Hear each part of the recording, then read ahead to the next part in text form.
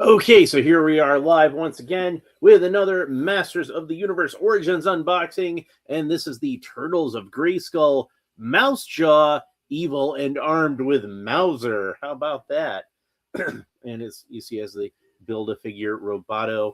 I wasn't sure if I was going to be able to complete this Build-A-Figure because I wasn't sure if I was going to be able to get the last two figures in this wave. Oh, there goes my phone. I can hear myself talking. So, yeah, I got the phone over here to make sure that that the video is actually working this time. But yeah, I wasn't sure if I was going to be able to get Mousejaw because he had been like fairly expensive when I looked on eBay to try to find one secondhand. I missed out on him while he was at Target. I was still kind of on the fence as to whether I was going to even get Turtles of Grayskull at that time.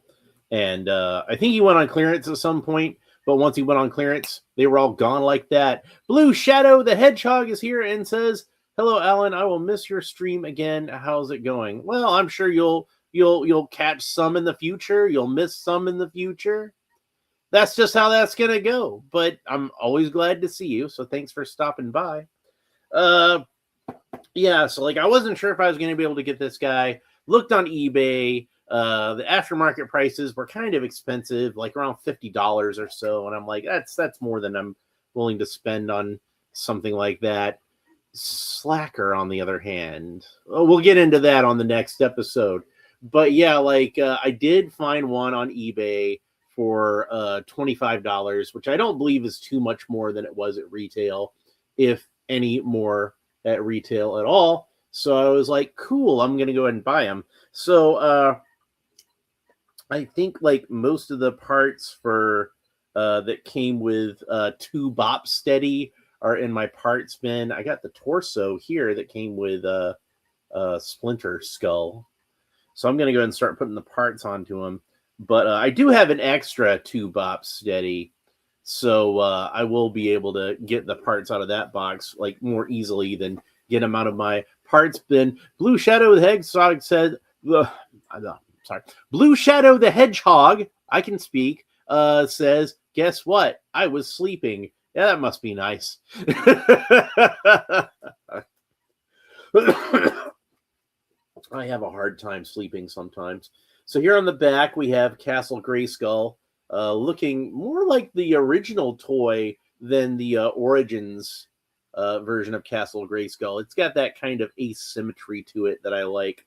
And then we got Leonardo and Tila in her turtle armor facing off against Mousejaw. Now, long-time Masters of the Universe fans will recognize this as the cover of the mini comic that introduced Trapjaw. Blue Shadow the Hedgehog says, "Could you turn the stream off?" Well, eventually I'm going to turn the stream off when it's over. But yeah, so it was He-Man and Skeletor facing off against Trapjaw on that cover, and we've got like a lot of Mausers kind of swarming around here and causing havoc. So it says, unbeknownst to him, Trapjaw was the first of Krang's ooze experiments, the cybernetic walking weapon of destruction, fused with Baxter Stockman's Mauser technology, making him a mindless minion in Skeletor's mutant army. How about that? Insert Mauser into arm. And then it's got the Metal Butto parts. He comes with Metal Butto's arm and some of the attachments for said arm. So let's go ahead and open them up. Oh, first let's have a look real quick. There's the artwork on the side. So you can have a look at that. Blue Shadow the Hedgehog asks, "Is that Power Rangers X Ninja Turtles?" No, it's Masters of the Universe X Ninja. I don't have any of the Power Rangers Ninja Turtles figures yet. I might pick some up if I see some at the store. But I haven't seen any at the store yet. But like I don't collect like a whole lot of Power Rangers action figures. I have a few. But I might get, like they had the Shredder Green Ranger figure, and I thought that one looked really cool. And you know I like collecting Shredder figures especially. So, all right, go ahead and get him out of the package. And then he does not come with a mini comic. I believe he comes with one of the collector cards. I don't know. It's like way bigger. It's you know, they give you mini comics, but they give you maxi trading cards. Or like the comics are smaller than regular comics, but the cards are bigger than regular trading cards. But you know, we've seen some of these before with other the other deluxe Turtles of Grayskull figures tend to have these, and you know, the box set Sunman figures had these, and it's a little warped. It probably got a little warped when I pulled it out of the package too. But there's what the back looks like. There's what the front looks like. And on the front, he's got like a little blaster beam coming out. Oh yeah, it does come in the package. So we'll talk more about that stuff in a minute. But it says, Mouse Jaw, evil and armed with Mauser, mutagen master powers, trap jaw, endless array of weapons, powerful razor-sharp jaw, cybernetic strength. Mauser, turtle hunting technology, attack in unstoppable numbers, and shell-crushing jaws. And as was indicated on the package, he does actually come with a Mauser, which looks pretty cool. And that's going to plug into his arm. We'll talk more about that in a minute. I'm going to pull that out. And I remember reading the earliest Ninja Turtles comics. And the Mausers and Baxter Stockman first appear in issue number 2. And Baxter actually wound up being more of a recurring enemy in the comics than the Shredder, since he actually managed to survive their first encounter. You know, Eastman and Laird both said that if they'd known that they were going to do more than one issue of Ninja Turtles, they wouldn't have killed off the Shredder in the first issue. But what's done is done. Apparently, they figured since, you know, number 1 was such a huge hit, they were probably going to make more after number 2. So might as well leave Baxter alive and have him come back at some point. And they did a lot of weird stuff with Baxter in the comics, I'm not going to lie. And of course, if you're a fan of the cartoon, you remember that they made Baxter into a white guy on the cartoon. And, excuse me, that version wound up getting turned into a fly. And of course, the Playmates action figure of Baxter is a Caucasian ginger who is mutated into a fly. But it looks pretty much like how we remember the Mauser looking in the comic books. I think they added like some extra teeth at the side. Like I think that this guy has more teeth than a regular Mauser. I'm pretty sure that the Mausers in the comics just had the 2 teeth in the front and the 2 teeth at the bottom and the 3 teeth at the top in the front, and did not have these extra few teeth on the sides. But that's probably to make him look a little more like Trap Jaw. So that was probably done intentionally. They made Trap Jaw look more like a Mauser and made the Mauser look more like Trap Jaw. So the Mauser does have some articulation, of course, like his jaw is articulated and his head is articulated. His head can rotate all the way around. And this neck piece can move in and out, so that's interesting. And then, of course, you can open the mouth up all the way, and you gotta open up both parts. You gotta lift up the top part and lower the bottom part, and you can see he's actually got a laser cannon, a blaster cannon inside of the mouth, which that's unusual for a Mauser. But this is Trap Jaw's Mauser, since he's now Mouse Jaw. So you know, he's going to make some mods to it, I guess. So we got the blast effect here, and we can go ahead and put that into the, it's kind of a tight fit, but it does go in there. There's the blast effect in the actual Mauser, so that's kind of cool. We'll go and pull that back out. And then we've got all these parts for Roboto / Metalhead, Metalboto, whatever you want to call them.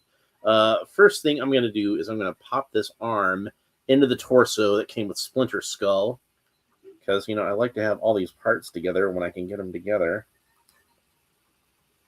Oh, it's a tight fit. You know, Origins figures are meant to come apart and be put back together, and sometimes like it just is tighter than it should be. There we go. I got it in. So we'll probably talk more about Metal Botto when I open up Slacker, whatever you want to call him. Lil Bane is here and says, "What's up?" Good to see you. All right. So, and I talked a little bit about this in the Splinter Skull episode 2, but you can pull off his torso and see the gears in there like the regular Roboto. So, anyway, go ahead and set that aside for now. We'll talk more about that on the next episode. All right. And there are more Roboto parts in here. And I guess we could probably use these on Trapjaw, too, if we wanted to. But let's go ahead and take him out of the... I'm just going to call this guy Trapjaw. Like, I know, like, officially it says on the package Mouse Jaw, but I'm just going to call him Trapjaw. By the way, what a missed opportunity. This guy really should have been called Mousetrap. Seems obvious to me. But I'm guessing there was some kind of issue with Hasbro. Oh, and we got one of these pieces here. This is another piece for Metal Botto. That's a little cuff that'll fit into the wrist. You replace the hand with this extra cuff, and that way he can use. You can put the replace the hand with this. It's like a regular wrist joint, and then you can pop the Roboto parts into it, like the axe here, for example. And come to think of it, this part came with 2 Bobsteady, and I was thinking that it was a part that was supposed to go to Bobsteady. But now that I think about it, obviously it was supposed to go to Roboto. I don't know what I was thinking. So, but you could still use it on 2 Bobsteady if you wanted to. The great thing about toys, you can really do whatever you want to with them. You use your imagination. All right, so let's get Mousejaw out of the package. Mousetrap, Trapjaw, whatever you want to call him. I think I'm still going to call him Trapjaw. He's always going to be Trapjaw to me. And it does not seem like there is a rubber tab. There's a rubber tab on his left ankle, but does not seem to be one on his right leg at all. There's a rubber tab around his left wrist and his right elbow. I'm just going to cut these from the back. And I think that's all of them. So let's go ahead and take them out.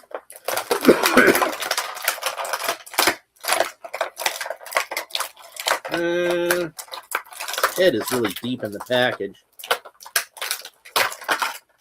Now, one thing I was really interested about with this figure is comparing with the original Origins Trapjaw and figuring out exactly what parts on this guy are reused from that previous figure and what parts are actually brand new, because I'm pretty sure some of these parts are reused, but some of them are definitely brand new.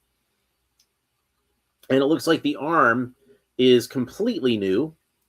It is not the same arm that came with the original Trapjaw. I'll show you guys right here. So you can see it's got a little bit more bulk to it. And it's got you see the studs at the top are a bit taller and longer, and there's 2 more studs. There's only 3 studs at the top of the original Trapjaw's arm. And you can see there's 5 at the top of this one. And I always figured those were to make it look, like a gear or something like that. And you can also see there's some detail. Hopefully you can see that on the screen, even though it's white, it kind of washes off. There's some detail on there that makes it look kind of vaguely like the front teeth of the Mouser, like I was talking about. Trapjaw does, as usual, have an articulated jaw, but because of the shape of it, it doesn't open up quite as wide as Trapjaw's jaw usually does. But you can see his entire helmet has been redesigned, again, to look more like, it looks like his face is kind of peeking out of a Mouser's mouth. And you can see he's got those the eyes like he usually has in Origins, where it's the whites of the eyes are black and white irises in there. And you can see that instead of the hook at the top of his head, the little loop, he's got like the Mouser eye on there. So he's kind of a Triclops, isn't he? And it seems like they changed the color of Trapjaw's skin, at least like the blue skin. You can see it's a deeper richer blue, whereas the other one is kind of almost more like a teal that's kind of a little faded. It's got like a little bit of a washed out look to it. But this is definitely a deeper, richer blue, almost closer to what you imagine Web Store is having. And then, of course, the arm is white as opposed to the black arm that we got on the original, or the kind of pinkish arm that we got on the Filmation version. And then his breastplate, unlike the original one where the breastplate is actually molded onto the torso, this breastplate does seem to be removable, and he looks to have just the standard He-Man torso underneath. So that's how that works. But you can see it's got straps on it that that kind of burgundy color. There's not as much burgundy or fuchsia or teal, or not teal, fuse, I guess. Whatever you consider this color, not as much of it as we usually see on Trapjaw now, because the helmet is white, but they did add it to the straps, so there's still some of that on there, and some to the trunks. Lone Dragon is here. Holy shit, he lives! Yeah, I'm back. Sorry, I've been away for a while. I explained that in the last video. It was like but I'll go ahead and briefly explain again. I had a whole lot of car trouble, like just a whole lot of car trouble, and most of the previous week I spent over at my mother's house because it just made things easier for me as far as dealing with all that. So I wasn't at my house. And then when I finally got the car back, then we had that big ice storm that covered a majority of the continental United States. And honestly, like, my area did not get hit that bad. But we still did get a lot of rain, and it was freezing cold. So there was ice all over the roads. And I wound up having to stay at a hotel for a night. And then I wound up having to work an extra day this past week. And I wound up Wednesday. Was it Wednesday? Yeah, Wednesday. I wound up like sleeping most of the day before I had to go to work because I was just really, really tired after all of that. So finally, I got back on the horse with that Spike-Ore figure yesterday. And next episode, which I'm hoping will be tomorrow, unless we have more inclement weather, because it's apparently like it's going to snow. now it's going to snow. So I might wind up getting stuck at the hotel again. But God willing, tomorrow, I don't often do a show on Sunday, but I'm going to do a show on Sunday if I can this week. I really want to go ahead and open up Slaker / Faker, that figure. So, and then we've got the Skella Shredder. So we've got a lot of cool stuff coming up. But yeah, that's where I've been. And I still haven't checked my Instagram messages. I still need to do that. So anyway, let's see. So yeah, you can plug the Mauser into his arm. So he actually has the Mauser as an attachment. And I believe on the package it looks like, yeah, these legs are removable. So we can take the legs off. And that's how he's supposed to have the Mauser as an attachment. But honestly, I think I'm gonna forego doing that. I like having the Mauser on its own. This is a really cool Mauser, and I wish that I could buy like just a whole bunch of these, but it does not seem like it would be cost effective. It would have been nice if they'd have done like how Super 7 or NECA did it, where they just released a whole box with a whole bunch of Mausers in it. Sean Franklin's here, and he says hi. So everybody's stopping by. That's nice. I guess you guys missed me. I missed you guys too. So I'm glad to be back. So, oh yeah, I forgot to mention on the articulation, he does have articulate ankles too, and they kind of ratchet. And they seem fairly tight, so hopefully they won't fall off or anything. Also on mine, I don't know if this is common, but you can see his feet are a little warped, so they're not quite like as level as they should be, and his toes are kind of squished in on his left foot.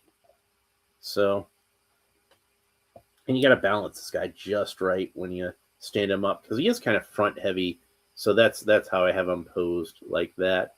Sean Franklin says, what do you think of the Masters Universe trailer? I think it looks awesome. I'm super excited about it. I'm super excited about the action figures. I don't have him in here with me right now because he's in the kitchen. So I'm doing some work on him.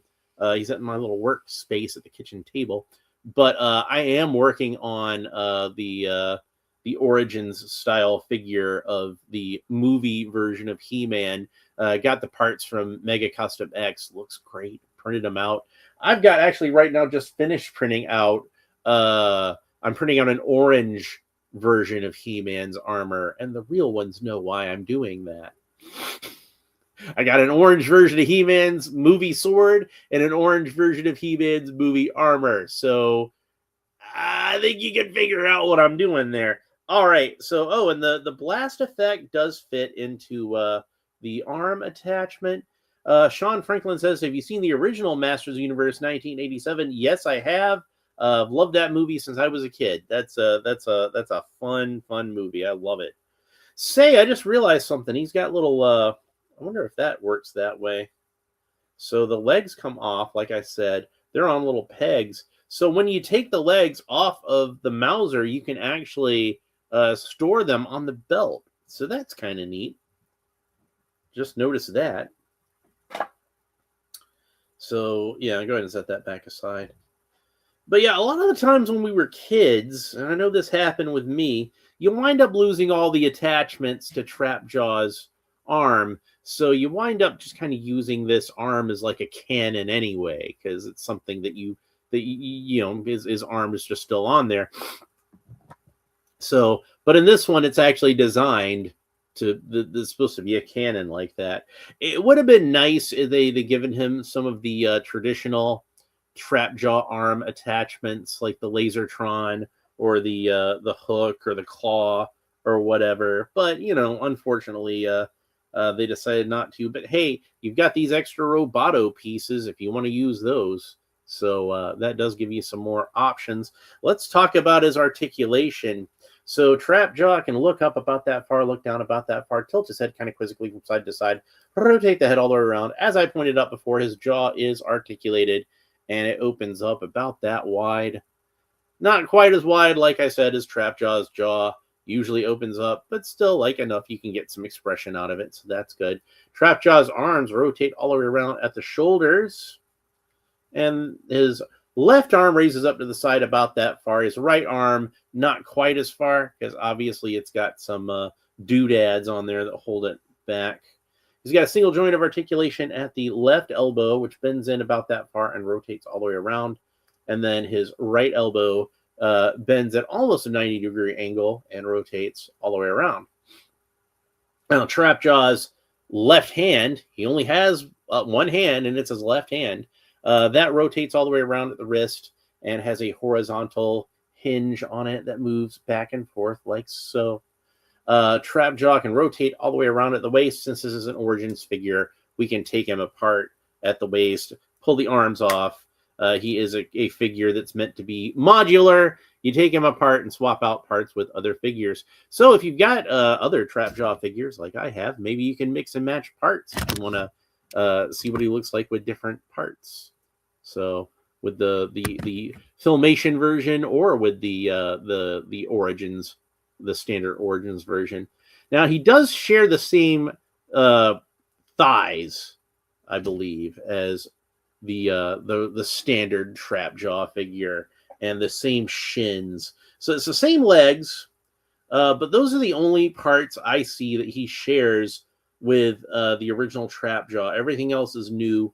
Like I said, the original Origins Trapjaw, the breastplate is sculpted. It's like solid. It's one solid piece with his torso. This breastplate is removable. He's got a different belt with like a little dead turtle on it. Little turtle with crossbones. And like I said, he's got the little peg holes there so you can put the Mauser legs in there. But yeah, he's got the regular He-Man type trunks. He's got the regular Trapjaw legs, but he's got different feet, which kind of have toes on them. They look kind of like the Mauser feet a little bit. And these shins aren't black. They're just kind of like a very dark gray. So he's got white at the top part of his boots, and then the darker gray instead of the bright green there. So, oh yeah, articulation. Go back to that. So you can kick up about that far, not too far, but these Origins figures are kind of muscle bound. That's to be expected. He can do the splits, no problem. He's got a single joint of articulation at the knee, bends in about that far, not quite 90 degrees, rotates all the way around. His foot articulation is not that great because of just the way these boots are set up. But you can see it's got a little bit of wiggle room there. Technically, it's on a rocker ankle, but again, it's just going to kind of bump into itself, and that's how that's going to be. Anyway, Mousejaw is a pretty cool figure. He's an odd figure, and he's definitely one that's more, I think, of a niche sort of thing. Like if you don't like Mausers, if you're not a big Ninja Turtles fan, I don't imagine that too many people would buy this and have that be their standard Trapjaw figure. You know what I mean? Like, this is one that you buy because you really like both franchises, and you want to see them both kind of put together. He's definitely a very, very, of all the mashups in this line, I think he's the mash-uppiest, if that makes any sense. Blue Shadow the Hedgehog says, "Hi, it's me again. Let me think. Do you have any more figures left?" Oh, I've got so many more figures to open. Next episode, we're gonna open up Slacker, which is the Slash Faker mashup. I've been looking forward to opening that one up for a while. That was an expensive figure, technically a Christmas present. We'll talk more about that on the next episode. And, of course, I've got Skella Shredder to open up, so I'm excited about that. And that's going to wrap up what we've got of Masters of the Universe for this batch. But don't worry, there's more Masters of the Universe coming. There's always more Masters of the Universe coming. And then I'm going to open up some Super 7 Ninja Turtles that I've had for a while that I've been wanting to open up. And then I think we're going to get back onto DC Universe, because it's been way too long since we've opened up some McFarlane DC Multiverse figures, so we're gonna get onto that. But Trapjaw, Mousejaw, Mousetrap, whatever you want to call him, wound up being a pretty cool figure. I like him fairly well.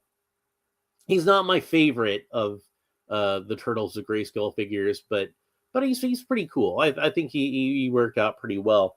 So yeah, next episode we're gonna do Slacker, and we'll go ahead and put together Roboto the rest of the way. Where did I put the torso of Roboto? I want to make sure I don't misplace that. There we go. Metal Botto, whatever you want to call him. So we'll get that assembled on the next episode. So if you want to make sure you don't miss that, make sure that you like and subscribe. All the fun YouTube stuff down below. Leave a comment. Let me know what you think about Mousejaw, both the figure and the character in general. You know, if you're like me, maybe you prefer the more traditional version of Trapjaw, but this isn't bad for like an alternate version. It kind of threw me off having all this white on the figure. And honestly, like in the comic book, I remember the Mousers as being more like metallic, maybe almost reflective or chrome, because if you look at the cover of number 2, it's got the turtles reflected in the Mouser's head on the cover. So, you know, white is more like how they're usually colored on the cartoons, you know, because they don't want like to do all the reflections and everything on the cartoons. It just looks better to do them in white on the cartoons, I think. So, you know, maybe he would have looked cooler if they'd have done him in silver rather than white. I don't know. I'm just armchair quarterbacking an action figure here. But that's it for this episode. Hope you enjoyed it. Make sure you like and subscribe. YouTube likes it when I say like and subscribe, so I like to say like and subscribe. Leave a comment. I like it when you leave comments. And let me know what you think about this figure. And we will talk to you next time. Bye. All right.